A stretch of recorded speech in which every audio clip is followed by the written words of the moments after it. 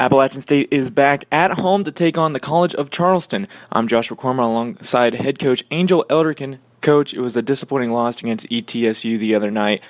Really, what do you think the team struggled with during the game against East Tennessee State?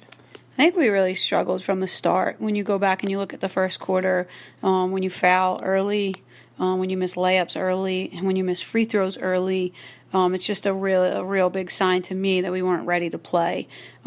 During the game, you want to pinpoint certain players that maybe weren't at their best, but then after you review the film, other than Maddie really competing and Tierra really competing, I think we were without a lot of our bodies, just mentally and physically. And it's one of those games that you got to kind of turn into a positive and move on and not let it linger within the team. ETSU wasn't a great shooting team, but it seemed like all of their shots were falling and they were getting all the calls on the foul side of it. What do you tell your team in a game like that where your shots aren't falling but the other team just seem to be? Yeah, I think we just try to show them clips in terms of our defense. Like, they hit a lot of shots, but defensively we missed a lot of assignments. I never really talked with our players too much about the officiating. Obviously, when I'm watching it, I'm like, wow. I think that's ETSU's brand of basketball, though. They've got 15 bodies, value on every possession, and know that the refs can't keep up. Obviously, if that had been a closer game, I think I would have been really upset, but it's hard to get mad when your team's just not doing what we plan to do. So after this loss, what do you tell your team, and do you just tell them something quick and move on from it, or do you turn it into a learning experience and harper on it, I guess? Well, I think the biggest thing we focused on was our inability to prepare for ETSU. We had not the best week of practices leading up, and so I think as a staff we knew this was kind of brewing. We didn't know when it was going to hit us, but it hit us. And so I think it really got their attention, and I think the last 2 days we've been sharper in practice. I've tried to focus more on an emphasis of winning, like bringing back some of our competitive drills, and I think our team has responded there. Now, some of your guards have struggled shooting from the field this year. One in particular, Ashley Polachek, your point guard, has really struggled shooting the ball. How do you get her going, especially early on in games? It's like we can call her number early and see if that works.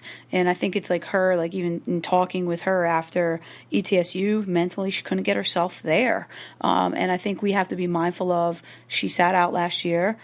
She's kind of like coaching a freshman in terms of our system, and there's going to be some inconsistencies along the way. And hopefully, our hope and our staff's hope is that she's going to bounce back today. She's a kid who works extremely hard at her game. She's in the gym. She spends a lot of time. So we're just hopeful that, this will be a learning experience and that she'll be better. Bree Stanley left the game against ETSU about halfway through. Do you have any update on her status going forward? Yeah, we will not have her today, and I'm not certain of her return with South Carolina coming up and then a decent chunk of time. I don't think there's a rush to get her back. Once we knew she definitely was out for today, we're just going to kind of take it day by day after that. But, yeah, we'll be without her tonight. The College of Charleston shoots the ball extremely well from behind the arc, and they have a really good player in Darian Huff, an elite scorer. What can the team do better against a player like Darian Huff that maybe they didn't do against Erica Haynes Overton?